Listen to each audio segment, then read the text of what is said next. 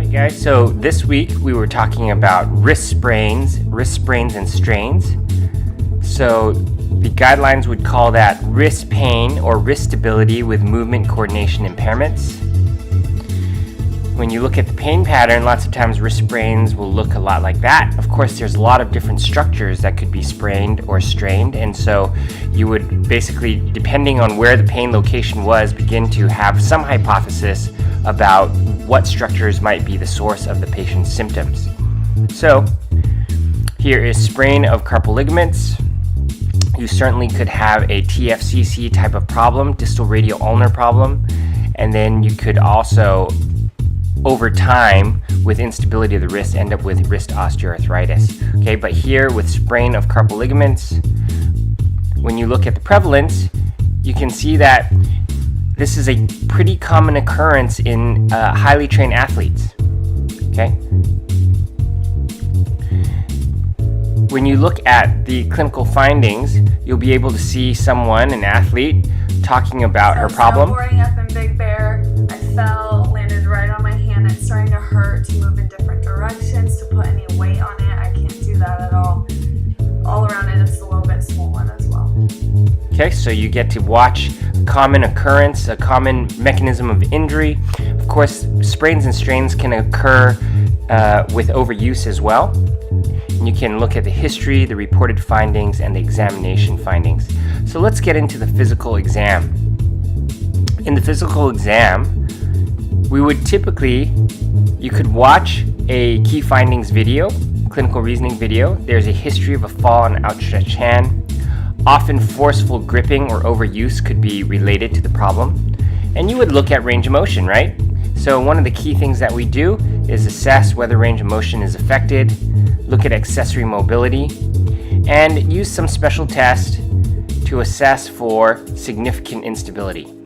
Okay, so you can see these different ballottement tests, lunotriquetral, basically accessory mobility, the Watson scaphoid test, looking for a clunk, if the scapholunate ligament is torn, and then assessment of the intercarpal ligaments via accessory mobility gliding, dorsal and volar gliding.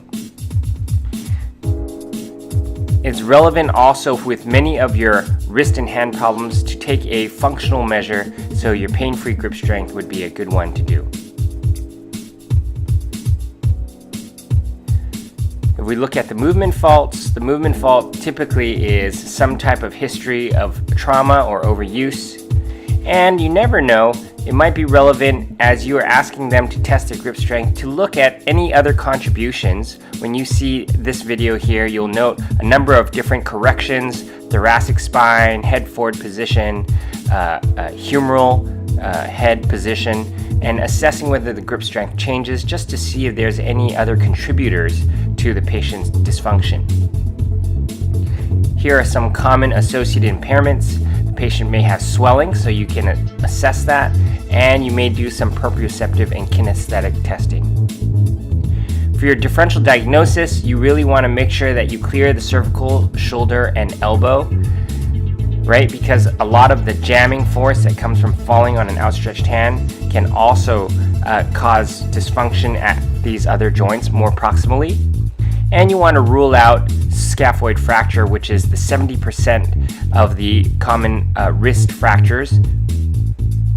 So your anatomic snuff box palpation, and then you may want to rule out median nerve involvement, which you see down here. All right, we're done with the physical exam. How would I treat this patient?